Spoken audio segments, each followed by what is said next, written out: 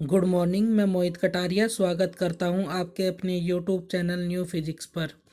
प्यारे बच्चों, कल हमने आपको कक्षा 11 का फिजिक्स का सिलेबस स्टार्ट किया था, जिसमें कल हमने आपको उसके सिलेबस के बारे में बताया था कि कितना सिलेबस है और कितने उसमें यूनिट है, कहाँ से कितने नंबर का प्रश्न पूछा जाता है और पेपर पैटर्न क्या है, कैसे पेपर आता है, कितने नंबर के कितने प्रश्न आते हैं, वो विकल्प पे कितने आते हैं, अति लघु कितने नंबर का आता है, लॉन्ग कितने नंबर के आते हैं, कहाँ से कितना प्रश्न अटैम्प्ट करने हैं, कि दो दे रखे हैं, दो में से कहाँ पर एक करना है। तो ये सारी चीज़ें हमने बताई थी और हमें पास होने के लिए कितने नंबर चाहिए। तो कल मैंने कुछ थोड़ा सा एक चीज़ मिस्टेक हो गई थी, तो आप उसको मिस्टेक को ठीक कर लेगा। तो वहाँ पर मैंने कल लिखा था कि 70 में से पास होने के लिए हमें कितने चाहिए, 30, ये लिखा हुआ था। तो आप इसे काट देंगे और इसकी जगह लिख लेंगे 23। इसको आप क्या कर लेंगे, ठीक कर लेंगे। तो 70 में से पास होने के लिए कितने चाहिए, 23 नंबर चाहिए। तो वहाँ पर यह थोड़ी मिस्टेक हो गई थी, 30 लिखा गया था। तो आप इसको उसको 30 को काट देंगे तो पास होने के लिए कितने चाहिएंगे, 23 नंबर चाहिए। तो आप इसको क्या कर लेंगे, ठीक कर लेंगे। और प्रैक्टिकल में 30 में से कितने चाहिएंगे, 10 चाहिएंगे। तो कुल मिला के 33 पर पास हम होते हैं किस में से, 100 मार्क्स में से। तो आप इसको क्या कर लेंगे, अपनी कॉपी में ठीक कर लेंगे। 30 को काट कर वहाँ पर कितना कर लेंगे, 23 कर लेंगे। ठीक है। तो और कुछ हमने कल मैथमेटिकल फॉर्मूले पढ़े थे जो हमारे नोमेरिकल करने में, हमें डेरिवेशन निकालने में काम आएंगे। तो उन सभी को हम आगे उसी सीरीज को आगे बढ़ाएंगे और मैथमेटिकल फॉर्मूले पढ़ेंगे। उससे पहले मैं आपको चीज़ों को बता दूं, मैथ वाले बच्चे शायद इसको पढ़ ले पहले भी, तो ये ना कहें कि सर ये हमने पढ़ लिया है या हमने, ये बच्चों आपके जो बायो वाले बच्चे होते हैं उनसे नहीं हो पाता। तो उनको याद रखने के लिए ये पढ़ाया जा रहा है, क्योंकि फिजिक्स हमारी बायो में भी होती है और मैथ वालों के पास भी होती है। तो दोनों को चीज़ें सेम पढ़ाई जाती हैं। तो आपको ये नहीं सोचना कि हमने ये पढ़ लिया, आपको भी ये पढ़ना है। और ख़ासकर बायो वालों को इनको बहुत अच्छे से याद करना है, क्योंकि बायो वालों बच्चों के सामने नोमेरिकल करने में बहुत ज़्यादा प्रॉब्लम आती है।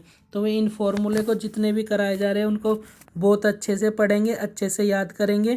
क्योंकि आपने ये फॉर्मूले 10th में पढ़े हो या उससे पहले पढ़े हो तो हम भूल जाते हैं। उसी को रिवाइज करने के लिए ये थोड़ी सी बेसिक चीज़ें होती है जो फिजिक्स को पढ़ने के लिए काम आती हैं। तो आप क्या करेंगे, इनको अच्छे से लिखेंगे, नोट करेंगे, याद करेंगे। तो कल हमने आपको क्या फॉर्मूले कराए थे, अलजेब्रा फॉर्मूले करवाए थे, ए स्क्वायर बी स्क्वायर ए प्लस बी के, और कुछ द्विघात समीकरण के फॉर्मूले बताए थे। तो उससे आगे आज हम अपनी वीडियो को स्टार्ट करते हैं। आज जो हम फॉर्मूले लेकर आए हैं वो है त्रिकोणमितीय सूत्र, ट्रिगोनोमेट्री फॉर्मूले। तो इस पर हम बात करेंगे आज ट्रिग्नोमेट्रिक फॉर्मूले, त्रिकोणमितीय सूत्र पर। तो सबसे पहले जो त्रिकोणमिति होती है हमारी किस पर बेस होती है, एक समकोण त्रिभुज पर बेस होती है। तो हमने एक समकोण त्रिभुज दिखा रखा है ए बी सी, जिसका कोण भी क्या है, 90 डिग्री का है। और जो 90 डिग्री का कोण होता है उसके सामने की भुजा हमेशा कर्ण होती है। इस बात को आप क्या रखेंगे, याद रखेंगे। 90 डिग्री जहाँ पर भी बना होगा हमेशा उसके सामने की भुजा क्या होगी, 90 डिग्री होगी। और जो कोण हमें निकालना होगा उसके कोण के सामने की भुजा हमेशा लंब होगी, और बची हुई भुजा क्या हो जाएगी, अपने आप ही आधार हो जाएगी। तो दो चीज़ें हमेशा याद रखनी है कि 90 डिग्री के सामने का जो भी भुजा होती है वो हमेशा क्या होगी, कर्ण होगी। और जो कोण हमें थीटा दिया होगा उसके सामने की भुजा हमेशा क्या होगी, लंब होगी। तो ये दो चीज़ें आपको याद रखनी है इसमें। तो इस तरह से हमारा एक समकोण त्रिभुज में तीन चीज़ें होती हैं, एक लंब होता है, एक आधार होता है और एक कर्ण होती है। और कर्ण जो होती है सबसे बड़ी भुजा होती है उस त्रिभुज की। ठीक है। और लंब और इसमें एक संबंध होता है जिसे हम पाइथागोरस प्रमेय कहते हैं। पाइथागोरस प्रमेय के अनुसार जो होता है वो होता है कर्ण का स्क्वायर बराबर लंब का स्क्वायर प्लस आधार का स्क्वायर। तो एक फॉर्मूला आप ये याद रखेंगे पाइथागोरस प्रमेय का। ठीक है। इन दोनों का योगफल का स्क्वायर किसके बराबर होता है, कर्ण के स्क्वायर के योगफल के बराबर। उससे कुछ फॉर्मूले और निकल के आते हैं, जैसे sine theta, cos theta, tan theta, cosec theta, sec theta, cot theta. तो जो साइन थीटा होता है वो होता है लंब बटे कर्ण, कोस थीटा आधार बटे कर्ण, टेन थीटा लंब बटे आधार, कोसेक थीटा कर्ण बटे लंब, सेक थीटा कर्ण बटे आधार, कोट थीटा आधार बटे लंब होता है। जो ये साइन थीटा होता है इसका उल्टा कोसेक थीटा होता है, कोस का उल्टा सेक थीटा और टेन का उल्टा कोट थीटा होता है। देखो इनके मान भी क्या हो गए, उल्टे हो गए। लंब बटे आधार था, इसका क्या हो गया, आधार बटे लंब। तो ये दोनों एक दूसरे के क्या होते हैं, विपरीत होते हैं। ठीक है, इस चीज़ को भी आप याद रखेंगे। साइन थीटा का उल्टा कोस थीटा, कोसेक थीटा का उल्टा साइन थीटा, कोस थीटा का उल्टा सेक थीटा, सेक थीटा का उल्टा कोस थीटा, टेन थीटा का उल्टा कोट थीटा, कोट थीटा का उल्टा टेन थीटा होता है। ये आप मान याद रखेंगे। और इनमें एक अलग रिलेशन होता है, जो मैं चीज़ बताया वो यहाँ पर दिखाई गई है कि साइन थीटा का उल्टा क्या हो जाएगा, 1/cos cos theta, cosec theta का 1/सेक थीटा, टेन थीटा का 1/कोट थीटा, कोसेक थीटा का 1/साइन थीटा, सेक थीटा का 1/कोस थीटा और कोट थीटा का 1/टेन थीटा। ये मान आपको याद रखने हैं।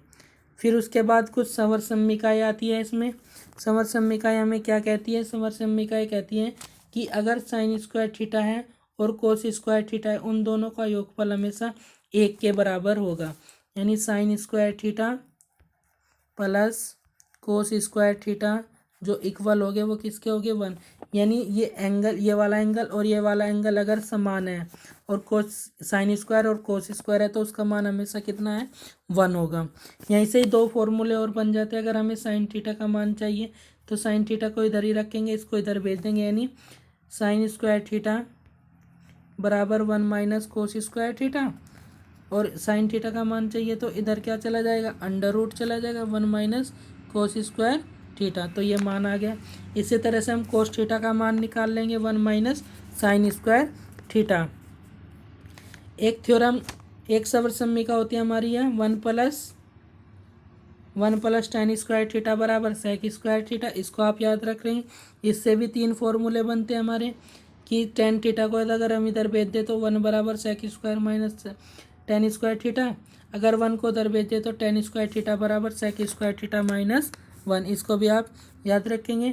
एक संवर सम्मिका होती है 1 प्लस कोट स्क्वायर थीटा बराबर कोसेक स्क्वायर थीटा, तो 1 बराबर cosec square theta minus cot square theta, तो कोट स्क्वायर थीटा बराबर कोसेक स्क्वायर थीटा माइनस 1। तो ये 3 संवर सम्मिका है। इन 3 संवर सम्मिकाओं से 3 और फॉर्मूले बनते हैं। तो इन सभी फॉर्मूलों को आप क्या रखेंगे, याद रखेंगे, जो हमारे काम आएंगे।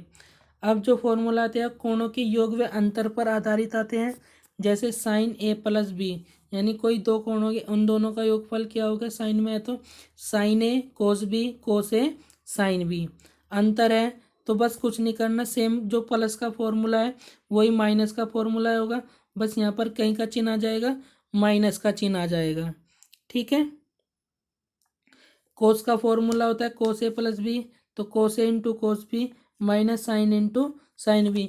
कोस का फॉर्मूला याद रखने की क्या ट्रिक है, अगर यहाँ प्लस है तो यहाँ पर माइनस आएगा। कोस कोस वाले एक तरफ आएंगे हमेशा और साइन साइन वाले एक तरफ आएंगे। इससे हम कोस के फॉर्मूले को याद रख सकते हैं। अगर माइनस है तो माइनस वाले में यहाँ पर क्या हो जाएगा, प्लस हो जाएगा, यानी एक दूसरे का उल्टा हो जाएगा। अगर प्लस है तो माइनस, माइनस है तो प्लस, और दोनों में cos into cos B minus sine into sine B, इधर cos into cos B sine, ये क्या रहेंगे, समान रहेंगे।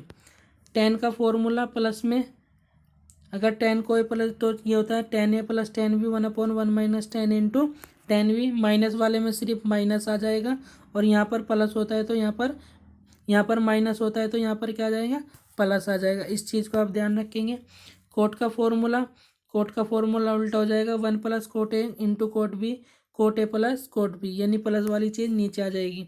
माइनस में यहाँ पर माइनस हो जाएगा, cot A into cot B, cot A minus cot B, यह याद रखेंगे आप। कुछ हमारे होते हैं साइन टू ए के फॉर्मूले, तो ये साइन टू ए का जो फॉर्मूला था वो खुलता है साइन ए इंटू कोस ए, यानी उसी एंगल में खुलता है, यानी दुगुना हो जाता है साइन इंटू कोस ए का। ये दो गुना कोण था, अगर इस कोण का आधा कर दिया जाए यानी टू ए का आधा कर दे तो कितना बचेगा, ए। तो इधर जो कोण है वो भी क्या हो जाएंगे, आधे हो जाएंगे, यानी sine A by two into cos A by two. तो ये इंपॉर्टेंट फॉर्मूले थे आज हमारे ट्रिग्नोमेट्री के। आप इनको अच्छे से याद कर लेंगे। जो भी होगा, जो चीज़ समझ में नहीं आया वो हमसे आप कांटेक्ट करके पूछ सकते हैं और कमेंट बॉक्स में लिख सकते हैं कि सर ये चीज़ समझ में नहीं आ रही, तो उसको हम दोबारा से एक्सप्लेन करने की अच्छे से कोशिश करेंगे। अगर वीडियो अच्छी लगी हो तो वीडियो को लाइक करना, शेयर करना, कमेंट करना और ज़्यादा से ज़्यादा अपने फ्रेंड में भी इसको आप शेयर करना, जिससे वे सभी बच्चे हमसे जुड़ सकें जो कक्षा 11 में पढ़ना चाहते हैं। उनका बेसिक अभी चल रहा है, उनकी क्लास मिस ना हो, इसलिए आप इस वीडियो को ज़्यादा से ज़्यादा उन बच्चों तक ट्रांसफ़र करें जो कक्षा 11 में पढ़ना चाहते हैं। तो आज की वीडियो में बस इतना ही।